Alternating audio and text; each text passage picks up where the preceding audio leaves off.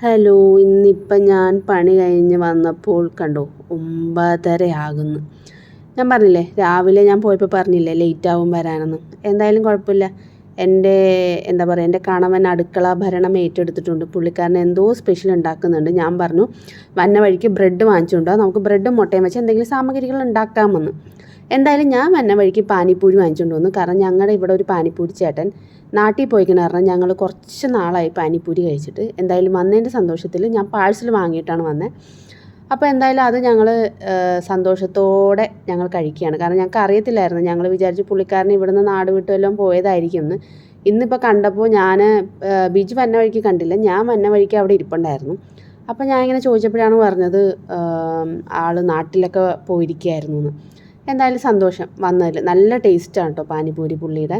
വേറെ ഞങ്ങൾ പല സ്ഥലത്തുനിന്നും കഴിച്ചിട്ടുണ്ടെങ്കിലും അതാണ് സൂപ്പർ പാനിപ്പൂരി. ഇതാണ് എൻ്റെ ബിജുക്കുട്ടൻ ഉണ്ടാക്കിയ സാധനം. പിന്നെ ഇത് ഞാൻ ടേസ്റ്റ് ചെയ്യുകയാണ്. വലിയ എക്സ്പ്രഷനൊന്നും ഞാൻ കൊടുക്കുന്നില്ല. സംഭവം നല്ലതായിരുന്നു. ഞാൻ ആദ്യമായിട്ടാണ് കഴിക്കുന്നത്.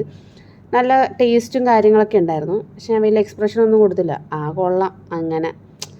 നമ്മളെന്തെങ്കിലും ഉണ്ടാക്കി കൊടുക്കുമ്പോൾ വലിയ എക്സ്പ്രഷൻ കുഴപ്പമില്ല അങ്ങനെ പറയണ ആളല്ല. അപ്പോൾ പിന്നെ ഇതും ഇങ്ങനെ ഇരിക്കട്ടെ എന്ന് ഞാനും വിചാരിച്ചു. അത് കഴിഞ്ഞിട്ട് നാളത്തേക്കുള്ള പരിപാടിയാണ്. കുറച്ച് മത്തി ഇരിക്കുന്നുണ്ട്, അത് വറുക്കാൻ വേണ്ടി പുരട്ടി വെച്ചു. പിന്നെ അത് കുക്കറുണ്ട്, ആ കുക്കറിൽ ഞാൻ അരി വേവിക്കാനും വെച്ചു. ഞാൻ പ്ലാൻ ചെയ്യുന്നത് മുട്ടച്ചോറാണ് പ്ലാൻ ചെയ്യുന്നത്. കാരണം നാളെ എനിക്ക് 8 മണിക്ക് ഡ്യൂട്ടിയാണ്, അധികം സമയമൊന്നും ഇല്ലാത്തതുകൊണ്ട്. പക്ഷേ ഈ മീൻ വറുത്തത് എൻ്റെ കൂടെ പോകുമെന്ന് എനിക്കറിയത്തില്ല. ഇനി നാളെ രാവിലെ എന്തെങ്കിലും മാറ്റം വരുമോ എന്നും എനിക്കറിയത്തില്ല. അപ്പോൾ ശരി, ബൈ, ഗുഡ് നൈറ്റ്.